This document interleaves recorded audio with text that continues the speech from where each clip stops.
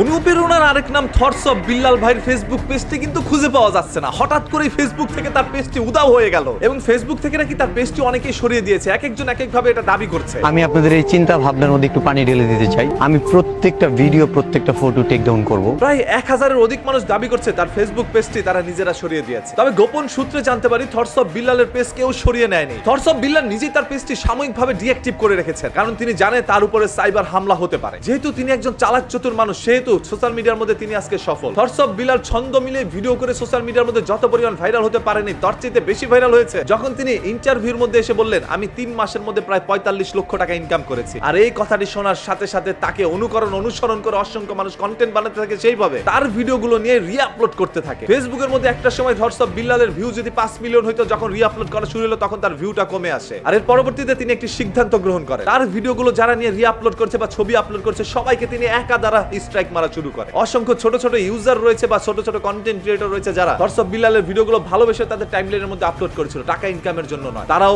একরকম স্ট্রাইক খেতে থাকে। এর পরবর্তীতে সকল মানুষ তার বিরুদ্ধে রুখে দাঁড়ায়। আর এই ঘটনাটি সাইবার এক্সপার্টদের কান পর্যন্ত পৌঁছে যায়, যার কারণে থটস অফ বিল্লালের বিরুদ্ধে অনেকেই পোস্ট করতে থাকে। কারণ ভাই, আপনি হয়তো আজকে সোশ্যাল মিডিয়ার মধ্যে ভাইরাল হয়েছে, তবে আপনাকে কে ভাইরাল করেছে? ওই সকল মানুষগুলো যারা আজকে আপনার ভিডিওগুলো নিয়ে রি-আপলোড করছে। আমি কখনো রি-আপলোডের পক্ষে কথা বলবো না, আমি তাদেরকে সমর্থন করি না যারা নিয়ে ভিডিও চুরি করে আপলোড করছেন। কষ্ট করে নিজের ক্রিয়েটিভিটি দিয়ে কিছু একটা বানান, অন্যকে চুরি করে অন্যকে অনুসরণ করে কোনোদিন আপনি সফল হতে পারবেন না, বরঞ্চ আপনার ভিডিওর ক্রেডিট অটোমেটিক্যালি বিল্লালের কাছে চলে যায়। একজন হোটেল বয় থেকে আজকে বিল্লাল যখন কোটিপতি হয়ে গেল, তখন সবার অনুপ্রেরণার আরেক নাম হলো থটস অফ বিল্লাল। যদিও বিল্লালের ভিডিও আমি আগে কোনোদিন দেখি না, এই রিসেন্টলি দেখলাম আমার টাইমলাইনে অনেকেই তার ভিডিওগুলো নিয়ে সমালোচনা করছে। এর পরবর্তীতে আমি তাকে নিয়ে একটু অনুসন্ধান করতে থাকি এবং অনুসন্ধানে জানতে পারলাম একটা সময় থটস অফ বিল্লাল কিভাবে জুস বানাতো সেই সকল ভিডিওগুলো আপলোড করতো। পরবর্তীতে মানুষকে নানা ধরনের অ্যাডভাইস দিত। যখন দেখলো ওই সকল ওয়াচ মাহফিল করে কোনো ধরনের সফলতা পাচ্ছিল না, তখনই তিনি ছন্দে ছন্দে লিরিক্স মিলিয়ে কথা বলতে শিখলো। আর এটাই তার সফলতার একমাত্র চাবিকাঠি হয়ে উঠে। আমি বিল্লাল ভাইয়ের সফলতাকে কখনো খাটো ছোট করে দেখবো না। তিনি তার জায়গা থেকে কঠোর পরিশ্রম করে আজকে সফলতার মুখ দেখতে পেরেছে। তবে আপনারা তার ভিডিওগুলো নিয়ে কেন রি-আপলোড করছেন? একেতে আপনারা তার ভিডিওগুলো আপলোড করে অন্যায় করেছেন, অন্যদিকে বিল্লাল ভাই লাগাতার সবাইকে স্ট্রাইক মেরে তিনিও অন্যায় করেছেন। যারা আপনার ভিডিওগুলো নিয়ে রি-আপলোড করে টাকা ইনকাম করতে চাচ্ছে, আপনি তাদের ভিডিওগুলো সরিয়ে দিতে পারতেন। তবে যারা ভালোবেসে আপনার ভিডিওগুলো আপলোড করছে, তাদের ভিডিওগুলো সরানো আপনার উচিত হয়। আমার ভিডিও প্রতিনিয়ত মানুষ নিয়ে আপলোড করছে, টাকা কামানোর জন্য করছে, ফলোয়ার বাড়ানোর জন্য করছে,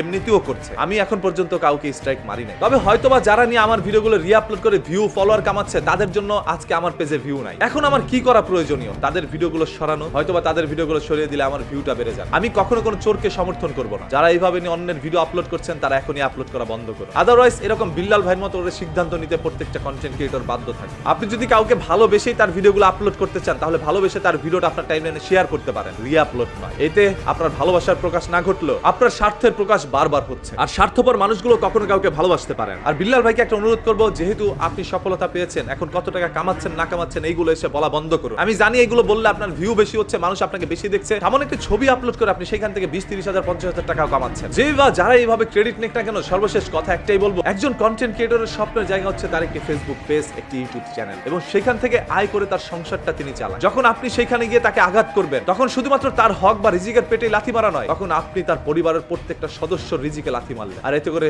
মহান আল্লাহ তাআলা অসন্তুষ্ট হতে পারেন। আপনি যদি আরেকজনের ক্ষতি করেন, এই ক্ষতিটা ঘুরে ফিরে আপনার উপরেই আসবে। তাই কারো ক্ষতি করতে গিয়ে যায়েন না। আমি এখানে বসে থটস অফ বিল্লালকে নানাভাবে বাজে মন্তব্য করতে পারতাম, তাকে সবার সামনে প্রকাশ্যে ভিডিওর মাধ্যমে অপমান করতে পারতাম। তবে না, অপমান করে নয়, ভালোবাসা দিয়েও মানুষকে পরিবর্তন করা যায়। আবার বলছি, থটস অফ বিল্লাল ভাই এইভাবে লাগাতার কাউকে স্ট্রাইক মারেন। এই সকল মানুষগুলো আপনার ভিডিও শেয়ার করে একটা সময় আপনাকে ভাইরাল করেছে। যার তার অনুপ্রেরণায় পড়ে নিজের জীবনটা ধ্বংস করেন, নিজের যোগ্যতায় নিজের ক্রিয়েটিভিটি দিয়ে নিজের সফলতার সিঁড়ি বেয়ে উঠুন। আমি জানি আপনার মধ্যে লুকোনো ট্যালেন্ট রয়েছে, জাস্ট সেটাকে একটু সবার সামনে প্রকাশ করুন। দেখবেন থটস অফ বিল্লালের চাইতে আপনাকে মানুষ বেশি ভালোবাসবে। বাই দ্য ওয়ে, তারপরে থটস অফ বিল্লাল সম্পর্কে আপনারা কে কতটুকু জানেন একটু কমেন্ট করে জানান। দেখতে চাই আপনাদের সবার মূল্যবান মতামত। দেখা হবে আপনাদের সাথে পরবর্তী ভিডিওতে খুব শীঘ্রই। তখন সবাই ভালো থাকবেন, ভালো রাখবেন, মন্দ হতে বিরত থাকবেন। বরাবরের মতো কথা কিন্তু একটাই, ধর্মবর্ণ নির্বিশেষে আমরা সবাই মানুষ, মানুষের যে সর্বদা মানুষের পাশে দাঁড়াতে, এটাই তো আমাদের একটি নীতি হতে পারে। আসসালামু আলাইকুম, আল্লাহ হাফেজ।